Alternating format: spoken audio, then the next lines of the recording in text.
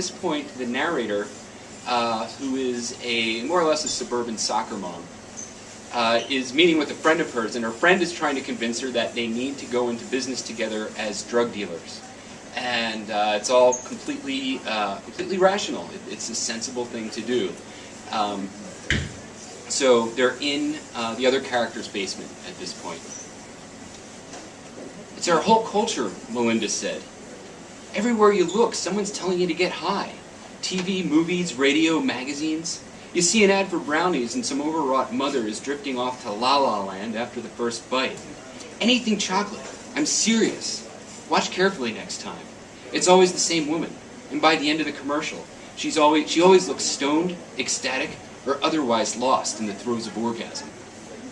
Meanwhile, the kids are off kicking the shit out of each other, but as long as mom gets her brownies, everything's cool. And don't get me started on coffee commercials. Drugs in a cup. And prescription medicine? Please. Soap that wakes you up in the morning? Shaving cream that helps you face the day? Bath crystals that take you to another world? It's all about getting high. That's the forbidden fruit that all of these commercials are holding out to you. The promise they never quite keep. And that's where we come in. Everyone else promises to make you feel good, but ours is the only product that delivers. And this product, I said, how much does it cost? That's what I like about you, Melinda said. You're all about the bottom line. Strictly out of curiosity, I said. Nothing more. This guy I met can hook us up for $20 a gram, 25 tops. And it's good stuff. We get an ounce and cut it with baby laxative, and all of a sudden we have 2 ounces, follow? Real fishes and loaves stuff. Because the people we're selling to, they don't know quality product from confectioner's sugar.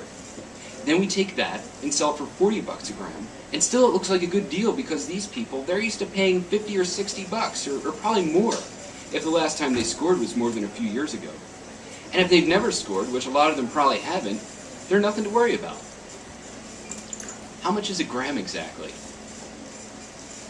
Like the little bag I gave you. We buy an ounce and it's 28 grams. And that costs us what, 500 bucks or so? About that, yeah. But you never pay up front. So the cash isn't an issue. They front you the coke, and you pay them back later. So we get an ounce and we cut it, which gives us 56 grams altogether. And we're making what, 30 bucks a gram? Times 56, and we make over 1,500 bucks. Split down the middle, of course, and it's almost 800 for each of us. Probably in a single week. Then we go for 2 ounces, 3 ounces, 4. We're looking at $2 grand a week and walking around money.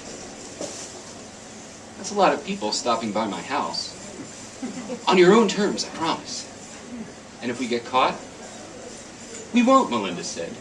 You're on the drug squad or whatever it's called. Who would suspect? Upstairs, her boys were still pounding on each other, and the rafters shook with their every move. A crash, a scream, a series of thumps. Someone threatened murder. Someone tumbled down a flight of stairs. All in good fun, of course. All in the name of brotherly love. I swear to God, Melinda said. I'm going to whip up a batch of special brownies one day and tell them to dig in. Get them stoned? It was pretty common in the old days. Laudanum, opium, absinthe. I've heard it makes the heart grow fonder. I'm serious. You'd pick up a bottle at the general store and knock your kids out for weeks at a time. This is before television, of course, and before Ritalin, which is really just as bad. They used to call them Mother's Little Helpers, just like the song. Melinda hummed the old Rolling Stones tune and reminisced about her days with the sandbag dykes. She could have been a rock star, she said, as her boys rolled like thunder above us.